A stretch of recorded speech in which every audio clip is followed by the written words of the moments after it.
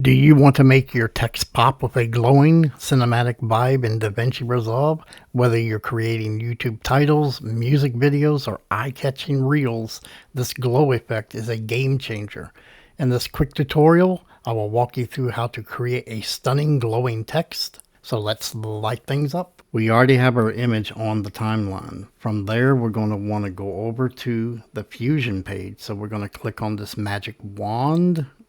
And once we're in the Fusion page, we are going to create a text node by just dragging the text down to our Fusion and place it wherever we want. With our text node selected, we're going to want to take the output of the text node to the output of the median node. That automatically creates a merge node.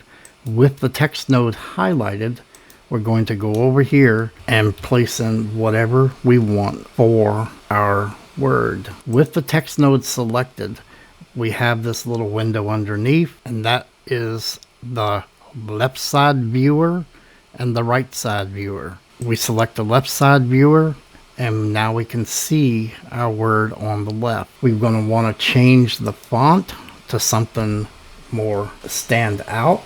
In this case, we're going to go with this. You can see the position of it over here. Is the position correct? It is not for what we want, so we're just going to drag and place it where we want it and increase the size to what we want. Again, if we need to, we can then just drag it and finalize it to where we want our position to be. We're going to select the color.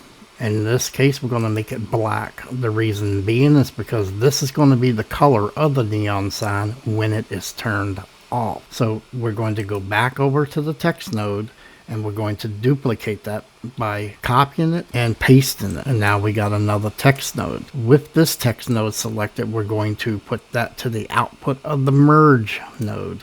And with that connected, we're now going to change our script. As you can see, this is the output window, and it is right over top of the other one. So we're going to take and just drag this one over. So we're just going to take our layout, and we want to keep the same Y position. So we're just going to change the X, just put it over here. And that is all that we need for that. Once those two are on there, now we can go and start to make it glow. So take text 1 and copy it again, and then place it anywhere we want. So now we have another text node. With this, we're going to want to create a glow to this. So we're just going to go Control Spacebar and type in glow, and then we're going to add it to the text node. We're not going to do anything in this glow effect, but we are going to add another glow effect. So Control Space, type in glow, and we got another glow effect. With this, we're going to take this glow effect and take it to the output of merge 2. And with that, you can see that we have a glow around the neon. It's not the right color for the glow effect, so we're going to then change the color. In this case, we're going to go with something bold like blue. This glow effect, we're not going to adjust. This glow effect, we want to actually change the glow size to about 50. That will put the glow around the word that we are looking at.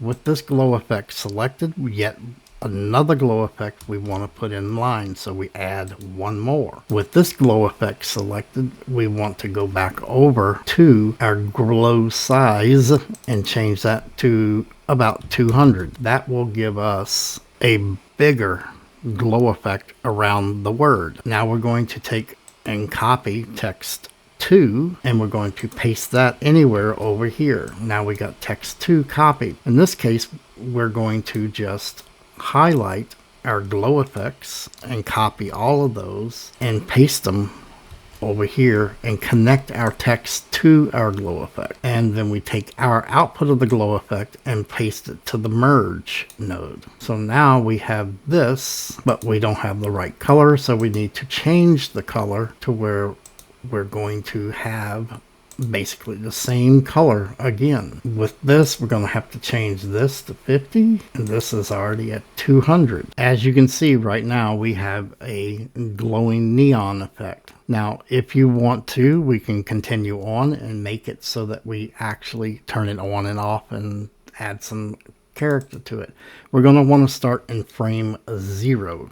Over here, this is where our current playhead is at. If we type in 0, enter, then our playhead automatically goes over to 0. To add animation to our neon effect, we're going to go to merge 3, which is controlling our text 2. We're going to want to go over to settings and create a keyframe on position 0. With that, we're going to go over and create the keyframe by clicking on this rhombus here and dragging this all the way down, and that will basically turn off our glow. With this, we're going to go over to keyframe number 2 and add another keyframe. In this case, we're going to go all the way back up to 100, and that automatically creates a keyframe. We're going to go over to 4, put the playhead on number 4, and just drop this all the way down to 0. And that automatically creates another keyframe. We're going to then do the same thing for 6 and increase the glow, and that automatically sets up a keyframe. We're going to do that again, why not, for number 8, and just drop this all the way down back to 0. And we want to leave it on after it's set. So we're going to do one more keyframe, and that's going to be put your playhead on 10 and increase the blend all the way up, and that automatically sets a keyframe. With that keyframe set on that, now we are going to go and do the exact same thing for the merge 4, which will be the other text. So we click on that, we select the 0 keyframe, which is where we're starting, go to settings, and drop that all the way to 0. That will create the keyframe there. Go to the second frame, enter it, and take this all the way up to 100. That automatically creates a keyframe. Now do the same thing for frame 4, enter it, and then drop this all the way down to 0. Again, we're going to be doing this to keyframe 6, enter that one, and bring this all the way up to 100 again. Again, we're going to do 8, since we're going to match the other one. We're going to bring this all the way down to 0, automatically creates a keyframe. Then we're going to go to our final keyframe, and that will be 10, and we're going to bring this all the way up to 100. So now if you were to play this, you will see that it flickers and goes up. That is what creates a frame. You can actually separate these two to have one on and one off at any time. You can also adjust the brightness. It doesn't have to be 100%. It can be 50%.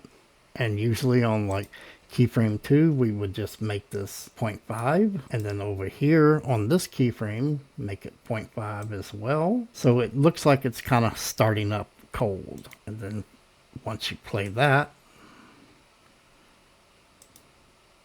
it looks a lot better.